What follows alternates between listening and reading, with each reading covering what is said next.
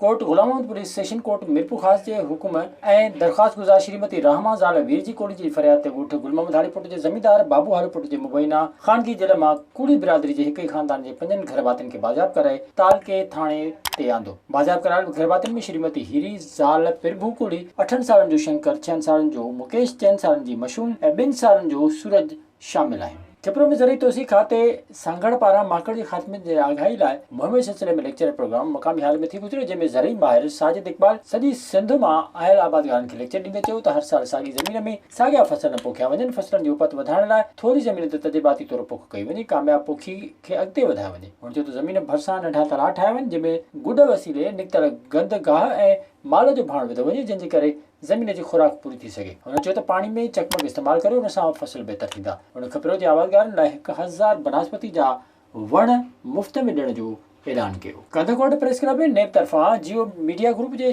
Chief Mir Shakeel रहमान जी गिरफ़्तारी के ख़िलाफ़ सहाफ़ी बिरादरी तरफ़ां एहतजाज कयो वियो। एहतजाज में शामिल प्रेस क्लब सदर पीर बख्श भंगवार, जनरल सेक्रेटरी राजा गोपीचंद, अली हसन मलक, मसूद आलम सुमरे ॿियनि चयो त नेब मीर शकील खे इंतकामी कार्रवाई करे गिरफ़्तार कयो आहे ऐं हीअ आज़ाद सहाफ़त ते वार आहे ऐं हू उन अमल जी सख़्त लफ़्ज़नि में मज़म्मत कनि था। विज़िट कयो अवामी आवाज़ मीडिया ग्रुप जी वेबसाइट awamiawaz.pk।